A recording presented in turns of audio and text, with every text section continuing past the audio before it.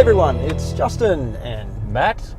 two dads again from Broome, Australia, coming to you today from the upgraded 2018 Mazda CX-5.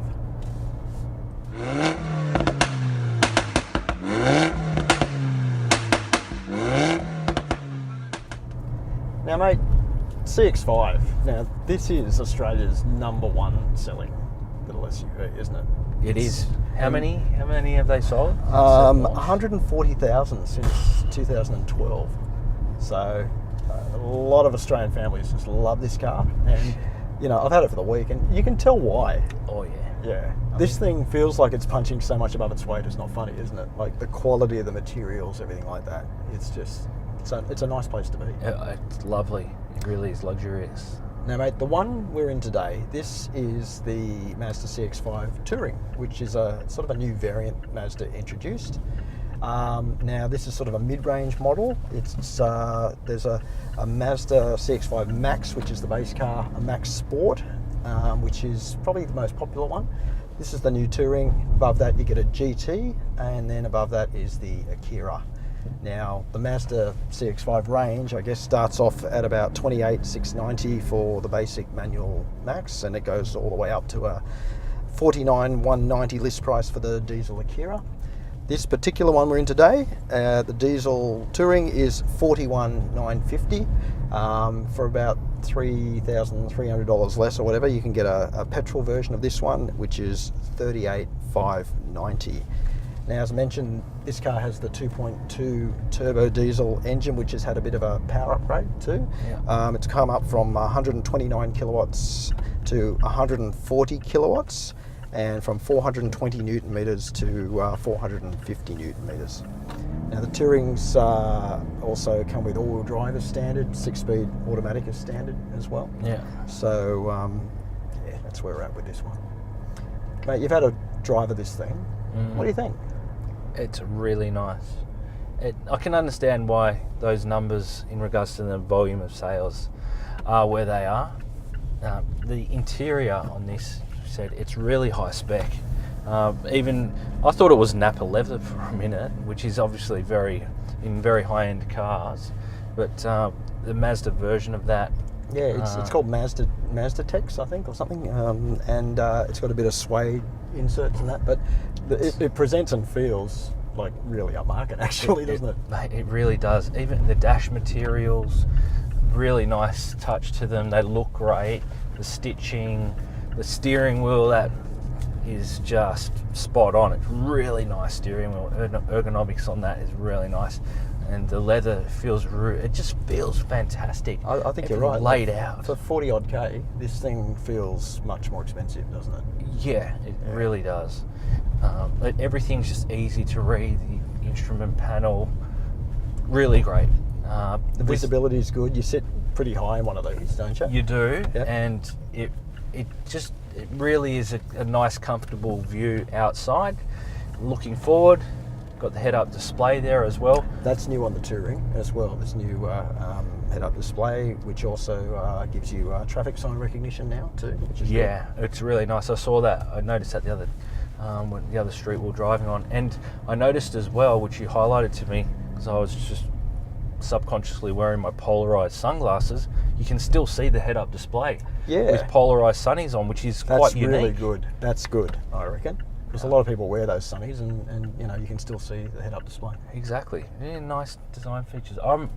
I'm really impressed. This is clearly a market leader in this segment for a reason. Now, I probably would mention to people out there, I guess, diesel versus petrol. I think, you know, have a serious think about what you need your car to do. Yeah. If you're probably like us and you're city-based and you're just doing, you know, stop-start city driving, not an awful lot of long distances during the week, I don't think a diesel's really the right way to go. I think the petrol is probably better. There are a few, you know, maintenance possibilities later down the track with diesels if you just use them in city driving. The diesel particulate filters in diesels can gum up, and you know, if they do go and you're out of warranty, it could be expensive. Yeah. But The petrol one, I think, $3,300 less. I mean, that's an awful lot of petrol you could save too. It really is, So, and yeah. I mean, yeah, you got to do your numbers. Yeah, I mean, don't get me wrong. I think you mentioned it before. The torque in this thing is actually really good, 450 Newton meters. You feel it, and if you have to do some towing or something like that, this is probably the better way to go. Or you're doing some long distance driving, and you want to take advantage of the fuel consumption. I think 5.7 liters per 100 k is the combined official figure for this thing. That's pretty good. It is. Yeah. But petrol engines are actually getting better and better and better, and they're not far off those numbers these days too, are they? Yeah, exactly. It's a very strong consideration to factor in. Yeah. I think family friendliness too. Like, there's plenty of room in the back of this thing, isn't it? Yeah. You get you sat in the back, headroom, knee room, everything else was pretty good. Yeah. Yep. Yeah, exactly. And also too, I think the rear seats split on a sort of like a 40-20-40 split, but they're so easy to drop down to. They've got those little handles in the back. Yeah, right. So you just pull those handles and they drop down. So there's no reaching into the back of the seat to push it down and all that kind of stuff. So that's family friendly as well.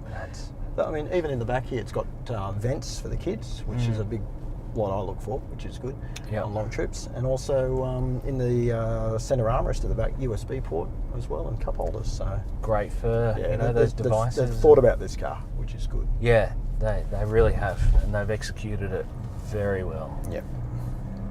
Now, mate, one of the big things I think is good about the Mazda CX-5 is the safety features. They've thrown a lot of safety features at this thing, even from the base models upwards. I mean, blind spot, rear cross traffic alert.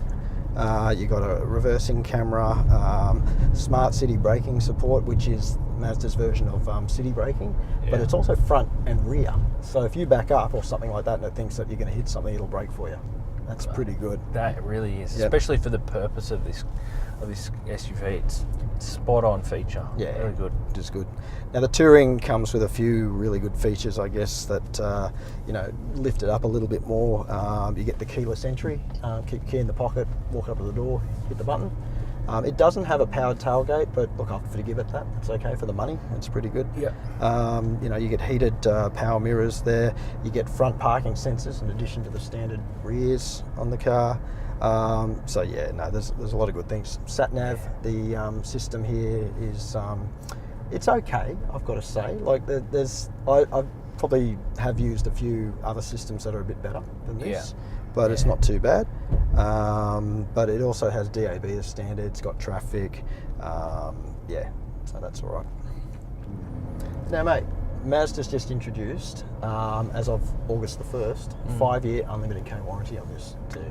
So that's just icing on the cake, isn't it? It really is. That is, and good sign that they're backing their product. It's always been a very, reliable brand. Yeah, I know a lot of people that have owned these things and they haven't had one problem with them. It's really good. So, yeah, exactly. Yeah.